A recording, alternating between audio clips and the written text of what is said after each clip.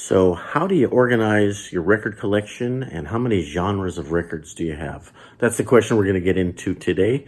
And this is inspired by a contest created by Mr. Cheap and Cheerful Record Collector. And if you enter his contest, you could win some fabulous prizes. He's up to 1,500 subscribers. Congrats to him.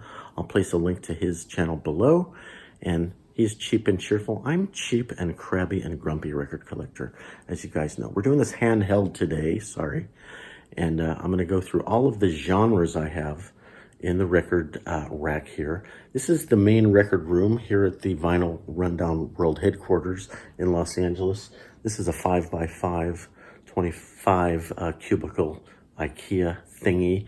And then we have a couple of 2x4s, but actually there's only 6 cubes in each one. We'll get into that. I'm going to go through each genre and show you at least one cool record from each genre in my collection and give you an idea how all this is organized. Over 4,000 records here. Only about 60 or 70% are in the big record room here because we've got records strewn all over the house and turntables in other rooms.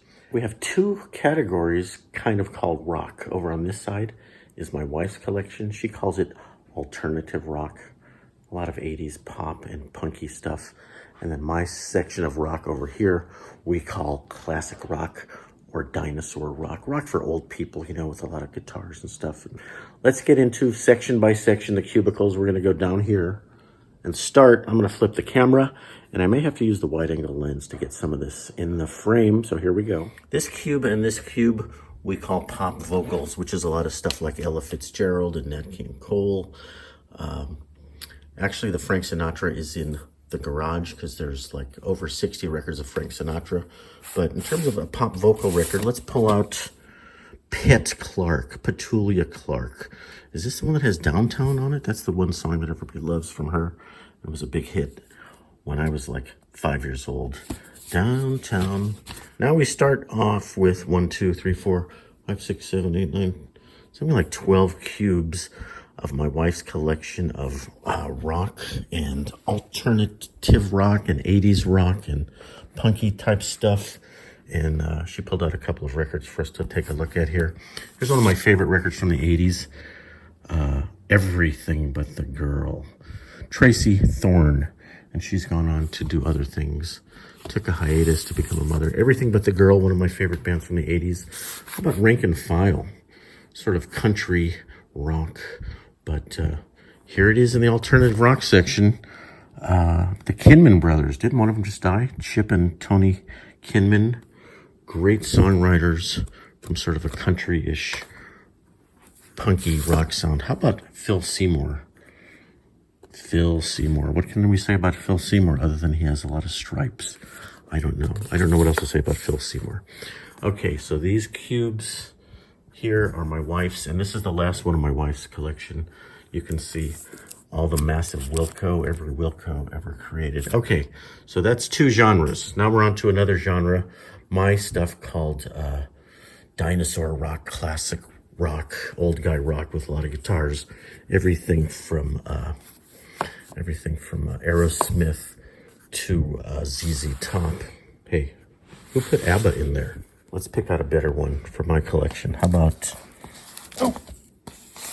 Frank Zappa? There's a pretty rare record. Frank Zappa, Guitar World according to Frank Zappa. I think this was a Record Store Day thing. Yeah, it was originally released as a cassette to go with Guitar World magazine, and it came out for Record Store Day. Pretty cool, rare Frank Zappa. All right, as we come to the end of classic rock, we have only one cube that we call Soul. Where is it? Here it is. This is Soul, little overrun over here. And, you know, Soul takes into a lot of genres, but you got your Stevie Wonder and your Motown and your Aretha Franklin. But how about this one?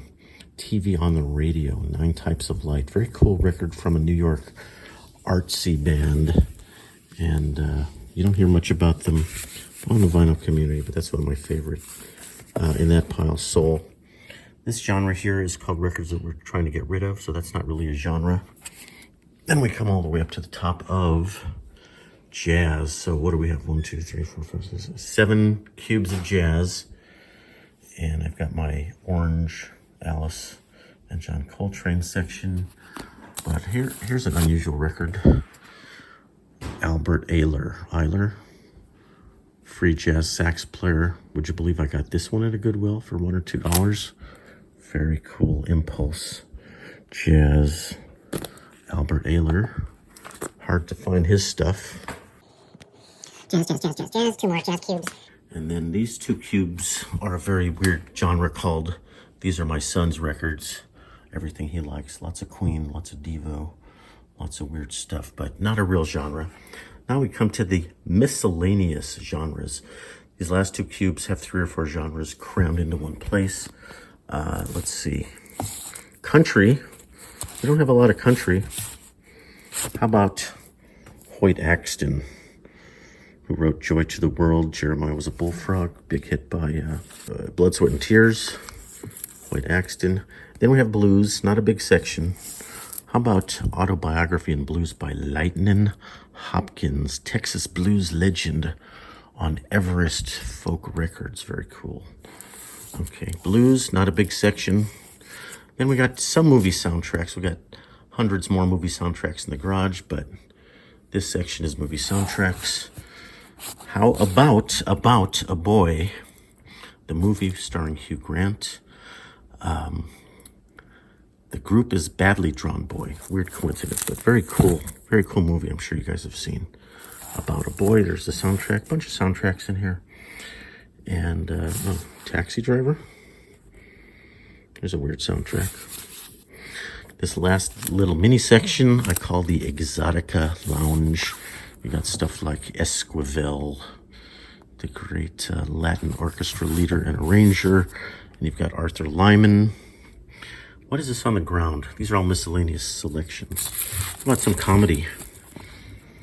Jerry Lewis. We have a bigger comedy section in the garage, but Jerry Lewis, the nagger, the noisy eater. Crazy stuff. You guys have a section called Conspiracies and Politics? Well, you should, because it's one of my favorite genres. This is the Council on Foreign Relations by none other than John Carradine, patriarch of the Carradine family, Kung Fu and all that stuff. He's not a fan of the communist infiltration of America that we see going on before our eyes. That's not a genre. That's just Christmas stuff. Yeah, that's a genre. Do you guys have the Osmonds in your Christmas collection? You should. You should get it. All right. Let's go way back here and find some more IKEA stuff to play with. Okay? We have the overflow room, 8 more cubes of IKEA. And really this room was dedicated to be the classical room. So B for Bach all the way to B for Beethoven and so on. 3 or 4 cubes of classical. How about a Shostakovich box set with Bernard Haitink and the Concertgebouw Orchestra. Shostakovich Symphonies 6 and 11. Why not?